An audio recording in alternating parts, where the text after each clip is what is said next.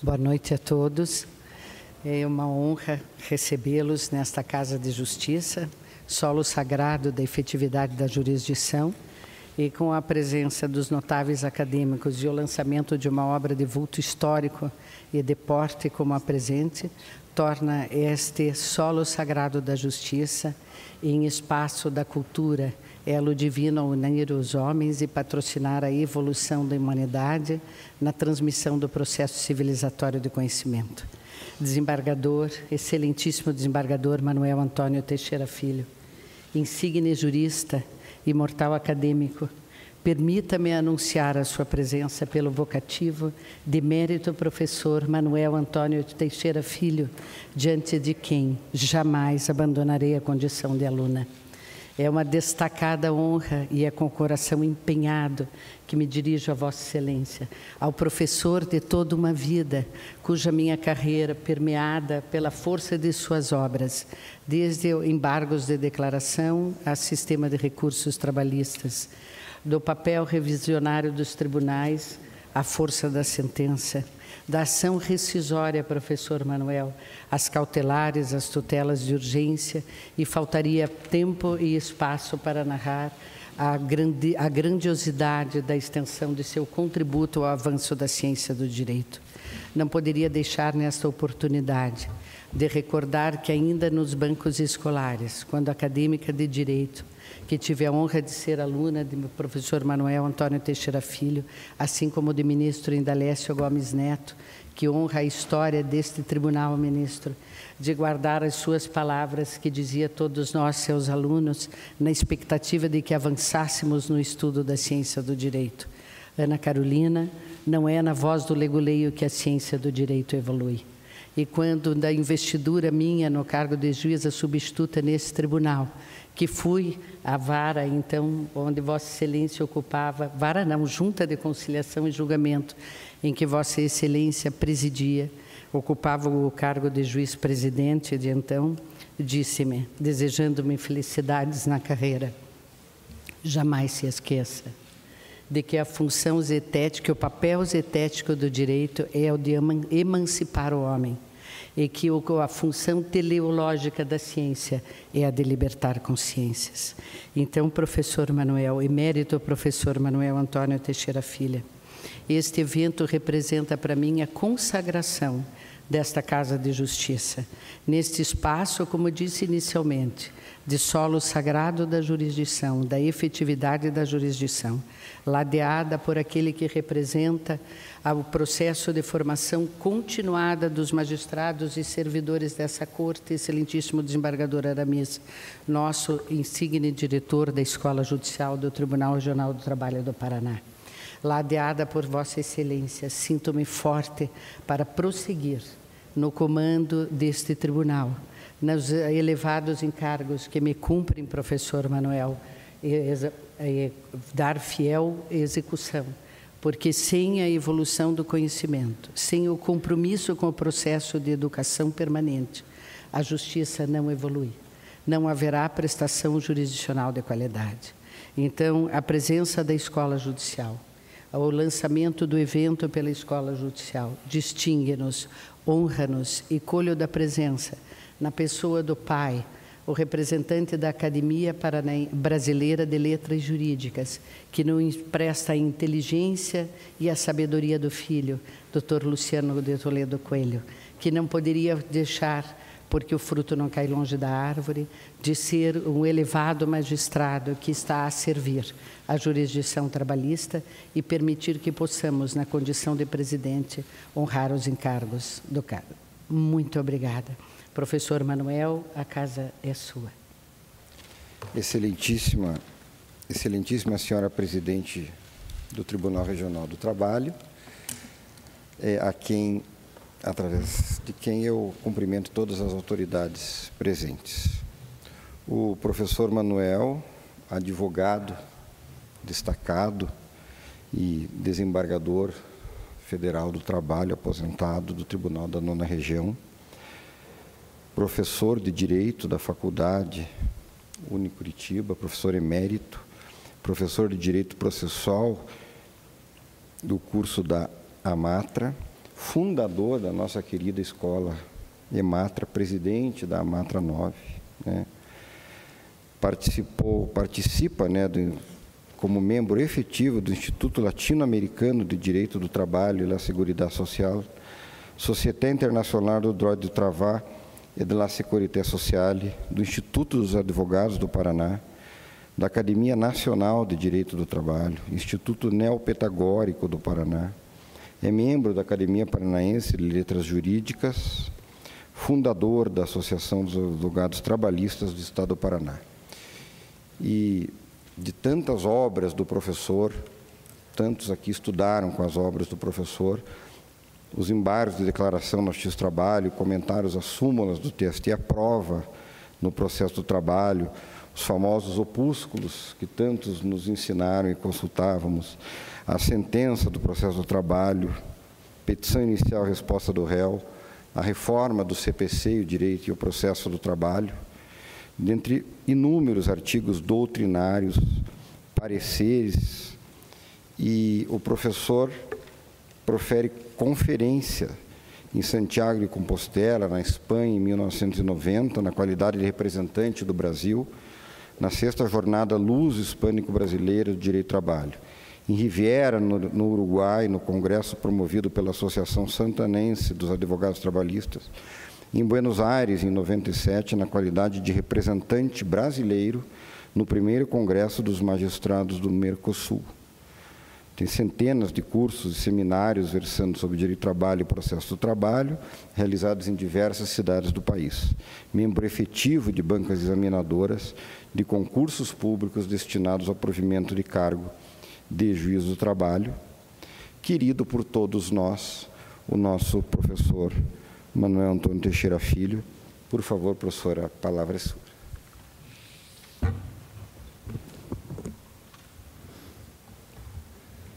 Excelentíssima doutora Ana Carolina Zaina, digníssima desembargadora, presidente desse tribunal, excelentíssimo desembargador Aramis Silveira, excelentíssimo juiz Daniel de Oliveira, excelentíssimo juiz Luciano Coelho.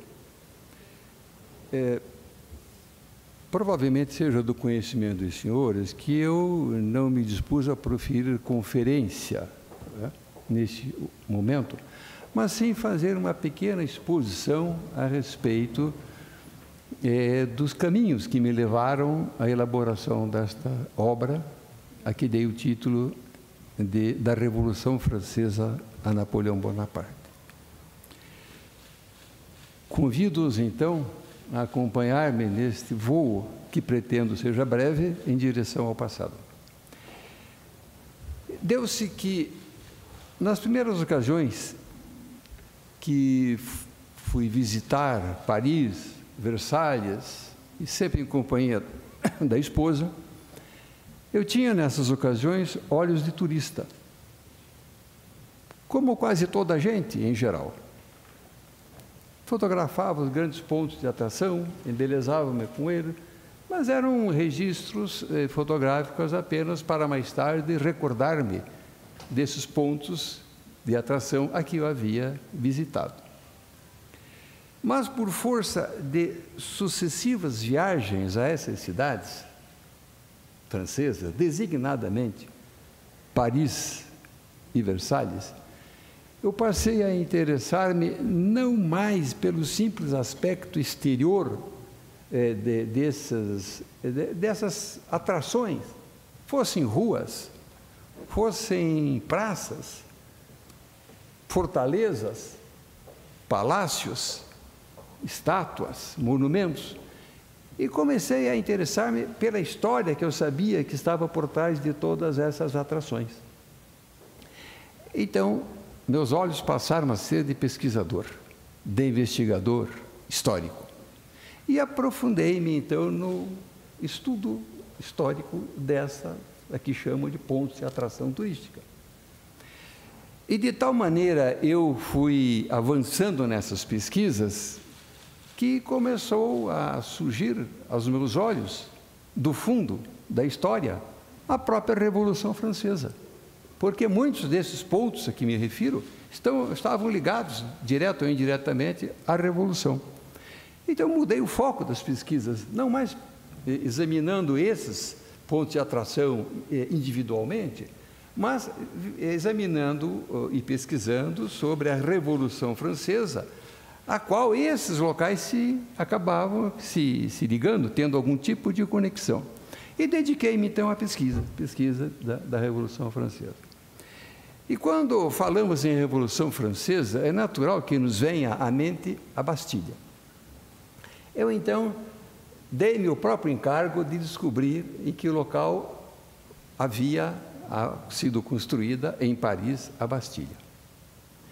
Mas antes de seguir narrando essa minha pesquisa, devo lembrar que a Bastilha, quando do assalto a ela realizado pelos revolucionários, já não detinha a importância de outrora. É verdade que a Bastilha ainda era o símbolo da autoridade real, mas não se imagine que os revolucionários invadiram a Bastilha por pretender demonstrar ao mundo que agora a França estaria sob uma nova ordem política.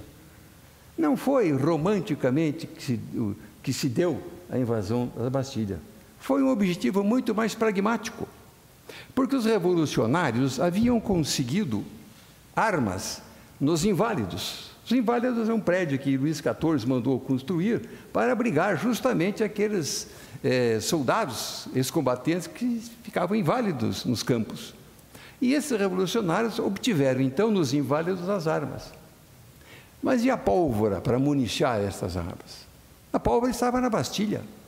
Então, essa turba toda dirigiu-se à Bastilha e, depois de frustradas tentativas de ingresso amigável, acabaram entrando à força, com violência, com canhonaria, e acabaram capturando o diretor da fortaleza, decapitaram, foram cenas de violência extrema. Mas então a Bastilha, na realidade, embora hoje seja praticamente o símbolo da queda da monarquia e, consequentemente, o início da Revolução, na verdade já não ostentava a importância que detivera em tempos anteriores. Basta lembrar que serviu também como presídio, inclusive foi, se me permitem a expressão, foi frequentado 2 vezes por Voltaire, a Bastilha. Mas quando da sua queda, em 14 de julho de 1789, lá estavam apenas 7 prisioneiros comuns. Eram 4 falsários, 2 ladrões e um rufião, que foram imediatamente postos em liberdade. Então isso mostra que o objetivo, o escopo do assalto e da tomada da Bastilha não foi romântico, como eu disse, e sim pragmático, porque necessitavam, evidentemente, das armas, da pólvora.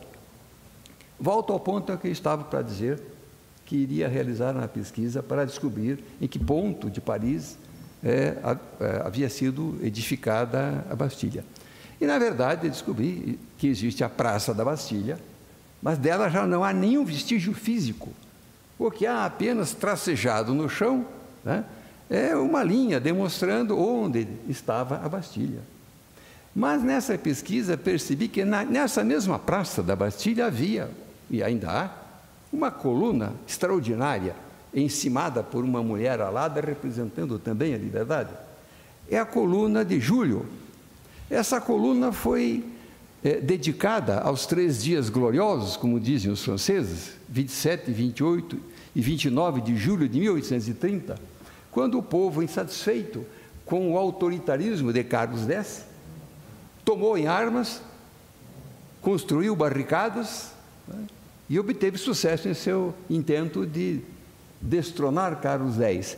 E, aliás, no ano seguinte, portanto, estamos em 1830, pelo menos na narrativa, no ano seguinte, o notável Eugène Delacroix, pintor, praticamente introdutor do romantismo na França, dedica a esse acontecimento dos 3 dias gloriosos uma tela extraordinária que ele denomina a liberdade guiando o povo. Eu tive a oportunidade de encaminhar aos confrades e confreiros da Academia Paranaense de Letras Jurídicas um estudo que fiz do simbolismo desse quadro pintado por Delacroix. E me recordo que cheguei a dizer que a Mona Lisa, a famosa Mona Lisa, ela nos oferece apenas um sorriso para ser decifrado. Mas essa tela de Delacroix é uma explosão de simbolismos. Desde aquela mulher forte, vigorosa, quase desnuda, né, com roupas simples, de um algodão barato, que representava a liberdade, para mostrar que a liberdade vinha do povo, né, de todas as personagens ali. E há no quadro, inclusive, um garoto com 2 pistolas, portando 2 pistolas. E é interessante observar, nessa digressão que faço, que mais tarde o notável também, Victor Hugo, ao escrever Os Miseráveis, cria a personagem Gavroche, inspirado na tela de Eugène Delacroix. E Gavroche, então, na obra de Victor Hugo, é um garoto pobre que acaba sendo morto por um tiro, quando ele estava em uma das barricadas coletando munições. Então, descobri, evidentemente, procurando a Bastilha, encontrei esse monumento extraordinário dedicado aos 3 dias gloriosos. Mas quando íamos a Paris, particularmente a Paris, nós costumávamos nos hospedar em um hotel situado em um ponto verdadeiramente estratégico para quem deseja realizar pesquisas tendo como objeto a Revolução Francesa.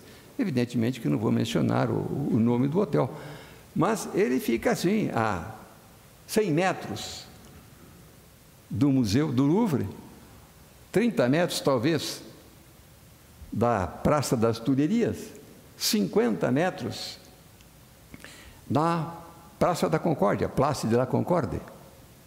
E por que refiro, por exemplo, esses 3 pontos? O Jardim das Tulherias eu já havia visitado algumas vezes. Enorme jardim, que vai desde o Museu do Louvre até o final da quadra, que depois se inicia ali a Praça de la Concorde, a Praça da Concórdia, da qual, por sua vez, parte a esplendorosa Champs-Élysées, que vai dar no Arco do Triunfo, lá diante de Napoleão, né? Embora Napoleão não tenha tido o prazer de ver a sua obra concluída, ele faleceu antes disso. Pois bem, mas eu sabia que ali nas Tulherias, por exemplo, havia um palácio muito importante, e eu teria de descobrir em que ponto aquele palácio existia. E é bom lembrar que, decorridos 3 meses, mais ou menos, da Revolução, portanto, estou a falar de outubro de 1789, a população de Paris, descontente aliás, não descontente só, mas já desconfiada que a família real estava propensa a empreender fuga para uma região situada lá na divisa, quase na fronteira com a Bélgica. Essa população de Paris, então, desconfiando que a família real poderia evadir-se, resolve, então, caminhar até Versalhes para obrigar a família real a residir em Paris. Então, partem ali em outubro de 1789, cerca de 15 mil soldados da Guarda Nacional, mais 6 mil pessoas, entre as quais muitas mulheres fortes, robustas, peixeiras, eu não disse teixeiras, né?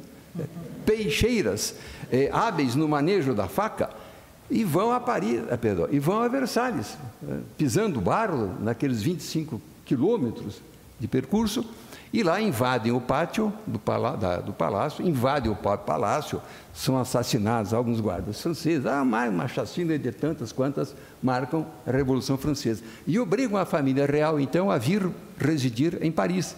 Onde? No Palácio das Tulherias. Ali a família real, então, passa a residir sob os olhares vigilantes, constantes da população. Luís XVI é até tratado com certa tolerância, mas Maria Antonieta é permanentemente hostilizada. E é exatamente desse Palácio das Tulherias que, mais tarde, em 1792, a família real, então, decide empreender fuga. E acaba sendo capturada e trazida a Paris, toda a família real como prisioneira, vão para a Torre do Templo, e dali por dentro é uma tragédia só.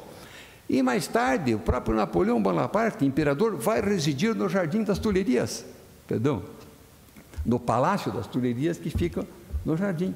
Então, era muito importante que eu pudesse descobrir o ponto em que havia este palácio. Por quê? Porque ele foi incendiado em 1871. Muitas pessoas imaginam que foram os revolucionários franceses que o incendiaram. Não, foi em 1871, quando os Communards, que eram os membros de uma coluna de Paris, era um governo provisório de tendência à esquerda, resolveu criminosamente atear fogo ao palácio, destruindo completamente. E eu, então, pesquisando, encontro, para meu gáudio, né, de pesquisador, uma placa indicativa de onde estava o Palácio das Tulherias. E passei, obviamente, a fotografar.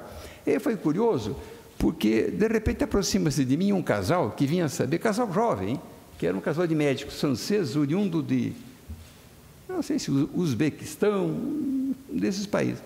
E eles me vêm fotografando ali em direção ao solo, imagino que eu estivesse fotografando alguma planta rara, alguma coisa do jardim. E, na verdade, eu estava a fotografar a placa. E me perguntam o que era aquilo, e eu explico a eles. E eles até pedem que eu os fotografe ao lado da placa. Até eu brinquei, mas fui eu quem descobriu, né? Mas então fotografa. E aí, em seguida, ele me pergunta, o rapaz, de onde eu era. Eu, Brasil. Ele, com um ar assim, meio estupefato, volta-se para a esposa, olha para ver se obtém dela uma resposta, mas o olhar dela é de ignorância completa. Aí ele volta-se a mim e diz, Brasil, South America. Deu vontade de dizer, não, fica nas Ilhas Virgens, talvez. Aí peguei o celular, digitei ali Brasil no Google e disse, olha, é esse país aqui, está vendo?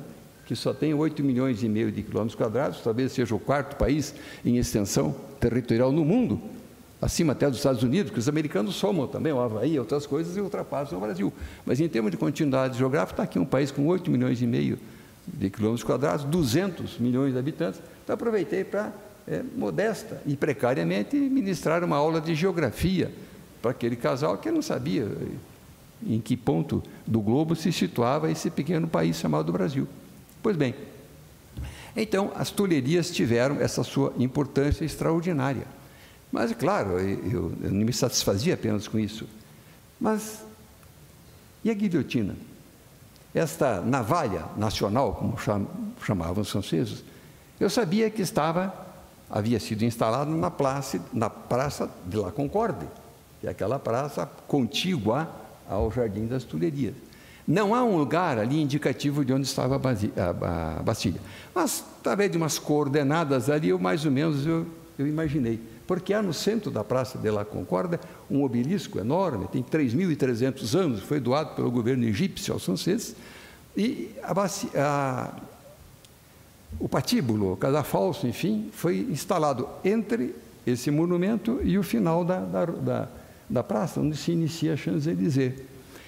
E esta guilhotina, então, como eu disse, ela era um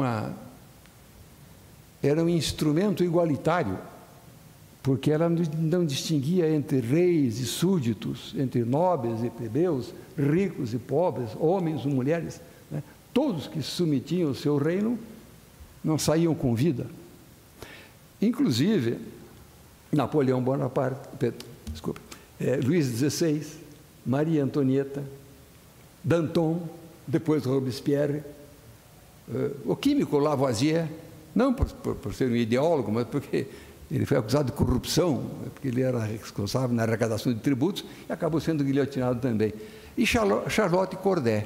Charlotte Corday é uma moça que ela talvez não tenha uma importância tão grande na história da Revolução Francesa quanto demais personagens, mas tem um local que merece um realce.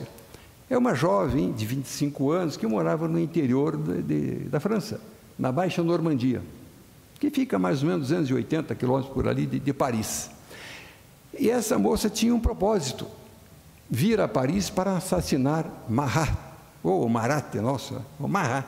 Marat era um sanguinário, ele era dono de um jornal chamado O Amigo do Povo, e ele então preconizava ali a violência, a carnificina, embora fosse médico. E essa jovem, então, indignada com essas atitudes sanguinárias de Marat, resolve vir a Paris para assassiná-lo. Das 2 primeiras vezes que ela tenta ser recebida por ele recusa. Mas aí ela engendra uma estratégia, e na terceira vez ela se aproxima ali da entrada da casa de Marat, é recebido pela companheira dele, e ela fala em voz alta que teria o nome de alguns contra-revolucionários lá na região dela, contrários, portanto, à Revolução. Diante disso, Marat se interessa, e ela então havia comprado uma faca em Paris, ingressa e encontra o sanguinário Marat dentro de uma banheira plena de água, porque ele tinha pústulas por todo o corpo em função de doença, né? E com um pano úmido na cabeça, portanto tinha enxaqueca, e Marat havia posto tipo de uma tábua forrada de verde, onde ele escrevia, despachava ali. Ela então, moça meiga, senta-se ao lado dele e passa a mencionar supostos contra-revolucionários para distrair Marat. E efetivamente ela o distrai, e em seguida o apunhala e o assassina ali. Não foge, não se evade, vem a guarda, ela é presa, e quando ela é interrogada, a razão pela qual, enfim, ela assassinou um talvez dos próceres do período revolucionário, ela disse: matei um para salvar 100.000. Essa frase foi histórica, lapidaram, né? 2 dias depois, ela fora submetida à guilhotina. Então, eu passava a fazer pesquisas dessa ordem. E fui visitar também a conciergerie. A conciergerie era considerada, na altura, a antessala da morte. As pessoas que nela entravam não saíam com vida. Inclusive, lá esteve Robespierre, e há uma placa indicativa: aqui esteve Robespierre. E Maria Antonieta ficou cerca de 2 meses e meio, um pouco mais, ali em 1792, presa na conciergerie. E para quem já teve a oportunidade de visitar essa conciergerie, que fica ao lado do Sena, vai se lembrar que existe uma reprodução da cela de Maria Antonieta. Os móveis são reprodução também da época, fiéis, mas não são originais. Ali vão ver uma simples cama da Maria Antonieta, uma mesa muito simples, um biombo e 2 guardas que a vigiavam permanentemente, tirando-lhe qualquer tipo de privacidade que os senhores possam imaginar. Então, e depois dali ela sai diretamente para a praça, a Place de la Révolution, que era o nome na época.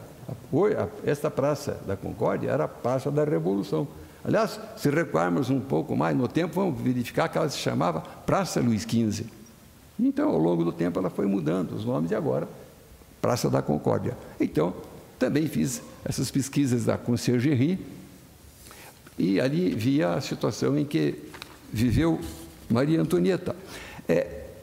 Foi também a Saint-Denis, que é ao lado de Paris. Muito importante do ponto de vista histórico também. Lá estão sepultados nada menos do que 17 reis franceses de Saint-Denis. Inclusive existe a cripta dos Bourbon, que era o sobrenome de Luís XVI. Na verdade, o nome de Luís XVI era Luís Augusto. Quando ele foi ao trono, quando ele foi sagrado, ele tornou-se Luís XVI. Mas o nome dele era Luís Augusto, nome de batismo. E ali, então, em Saint-Denis, estão 17 reis franceses sepultados, e a cripta dos Bourbon, na qual está, inclusive, o coração mumificado do filho de Maria Antonieta e de Luís XVI. Esse menino foi uma das atrocidades, uma das coisas mais abomináveis, talvez, dentro da Revolução. Esse menino, com 10 anos de idade, depois que o pai foi preso, depois que tentaram fugir e foram capturados numa altura do território francês, quase já perto da Bélgica, eles vão para a prisão do Templo, e o menino é posto sob, se é que eu posso chamar assim, sob os cuidados de um sapateiro, né, que o maltratou, mas infligiu suplícios ao menino, desconsiderou, e esse menino morreu num estado deplorável com 10 anos de idade. No livro, inclusive, eu manifesto toda a minha indignação a respeito. Que culpa tem esse menino de ser filho, né, de um rei odiado por boa parte da população? Que responsabilidade se poderia imputar a esse menino pelos atos praticados pelos pais? Mas ele foi, evidentemente, imolado, né, pela Revolução. E o coração mumificado dele está justamente em Saint-Denis. E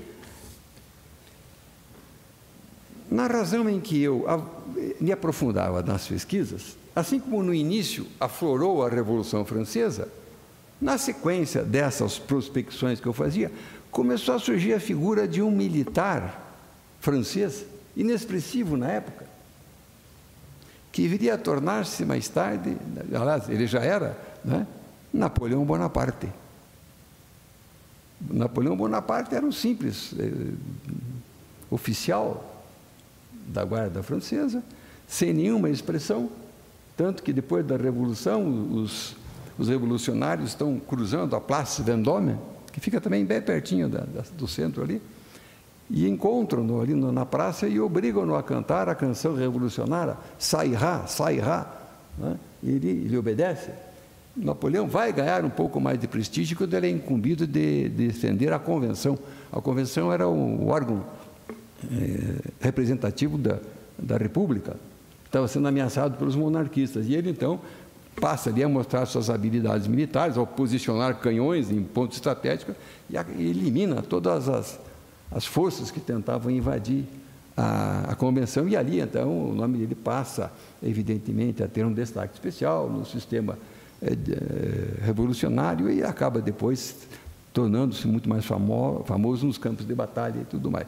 Mas, então surge Napoleão Bonaparte, e justamente ali, nessa Place Vendôme, há uma coluna,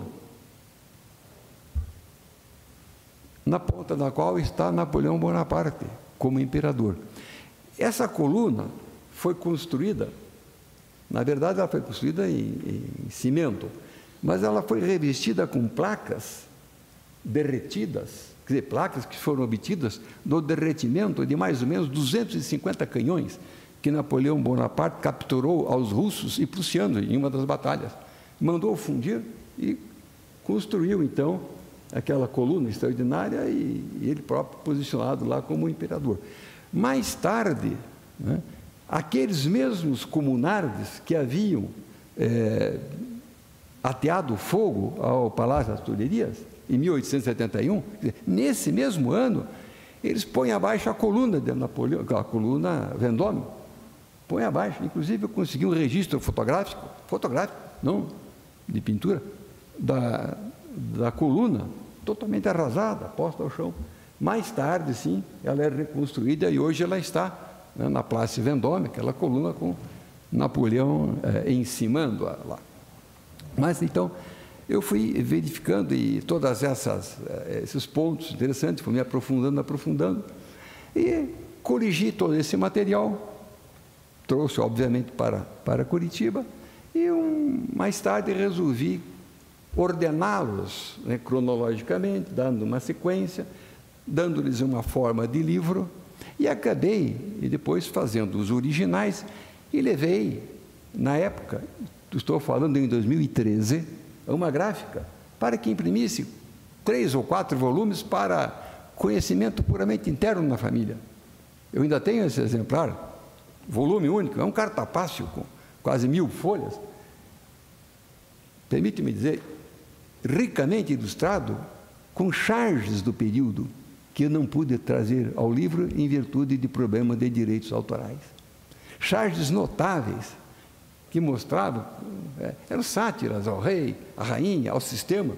Uma delas aparece um sujeito magro, esquálido, né, com 2 sujeitos opulentos, gordos em cima. Então, os 2 gordos eram, pela ordem, era um simbolismo dos 3 estados. Então, era a nobreza gorda, o clero gordo, e o terceiro estado, aquele sujeito magro. Lembrando que o terceiro estado representava 98% da população francesa. A soma do clero com a nobreza eram 2%. Mas o único estado, que eram os 3 estados, que pagavam impostos, eram evidentemente esses membros do terceiro estado, os pobres pessoais. Então, eu não pude trazer ao livro, infelizmente, porque havia questões de direitos autorais e uma série de implicações e tudo mais. Cheguei a consultar um especialista em São Paulo a esse respeito e acabei entendendo que seria mais prudente não fazer. E o livro ficou, então, lá, dormitando na prateleira da minha biblioteca, datado de 2013. Mais tarde, por conta de várias conversas com amigos aqui no Paraná, fora do Paraná, mas o senhor não publica, não publica. Eu não estava muito disposto, porque a minha pesquisa não teve nenhum escopo comercial. Fiz uma pesquisa para autossatisfação, para suprir a minha ignorância, por assim dizer. Aliás, eu sou muito grato à minha ignorância, né? Porque se eu achasse que sabia tudo, continuaria ignorante, como sempre fui.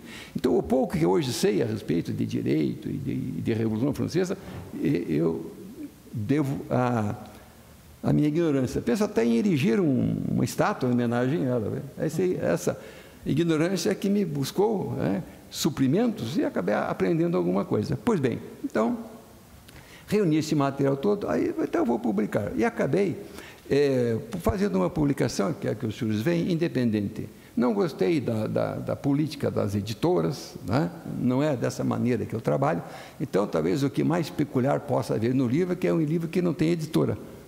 Alguém até me perguntou, né? Professor, qual é a editora? Eu digo, não há. É um livro que vai direto do autor para a gráfica e para o público. Então, eu acabei compondo o livro. Procurei dar ao livro um estilo de redação mais romanceado, sempre que possível, evitando aquela aridez do relato histórico, né? Nomeadamente porque havia certas cenas ali que eram ásperas por natureza, como os combates de Napoleão, as 7 coalizões que se formaram contra ele ao longo do tempo, etc, etc, etc. Então, eu procurei dar uma linguagem, assim, como eu disse, mais romanceada.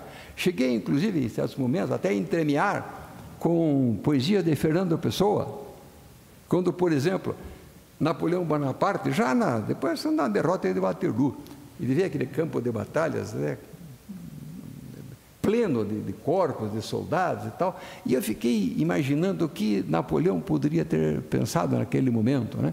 E recordei-me de uma poesia de Fernando Pessoa, O Menino da Sua Mãe.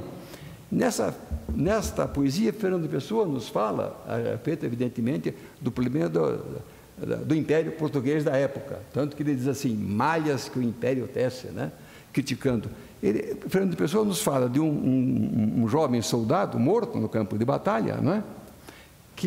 De cujo algibeira, de cujo bolso, caiu uma cigarreira. E Fernando Pessoa nos diz, a cigarreira está intacta, ele é que não serve, ele é que não presta. Então eu imaginei e encaixei esse poema dentro de uma hipotética visão de Napoleão Bonaparte verificando os seus soldados mortos, e no meio dos quais poderia ter um jovem ali, que talvez tivesse derrubado algum objeto do seu bolso, etc. Citei. Introduzi Victor Hugo também, no final da obra, num diálogo extraordinário, tirado do livro dele, para mostrar a importância do que foi a Revolução, da atitude daqueles que votaram contra e a favor do rei, etc, etc, etc. Mas então, feito isso, dediquei, como se disse o Marcos, que nos apresentou ali, aliás, devo cumprimentar o Marcos, é dos raros que disse o mais recente livro. No geral se fala, o último livro. Eu digo, não, o último é inédito. Ele foi muito bem quando disse o mais recente, que efetivamente é o mais recente. Então, dividi o livro em 3 partes. A primeira, que chamei de Antigo Regime, e evidentemente nesse Antigo Regime eu mostro como era a situação da França pré-revolucionária, e obviamente como realce essas figuras de Luís XVI, Maria Antonieta, mostrando, né, desde a chegada de Maria Antonieta à França, com 14 anos de idade, para casar-se com Luís Augusto, que tinha 15, mostra toda a evolução dessa negociação entre o reino da imperatriz, mãe da Maria Antonieta, imperatriz da Áustria, e com o Luís XV, que era avô de Luís XVI, e não pai, e mostro tudo, o casamento, tudo que ocorreu, etc, etc, e o choque cultural de Maria Antonieta, uma menina com 14 anos, vindo numa corte austera, pega uma corte não tão austera como a francesa. Inclusive, houve um episódio interessante, assim que ela desce em território francês, Maria Antonieta, numa altura do caminho até Paris, ela oferece a ela e ao rei e ao futuro marido dela um jantar.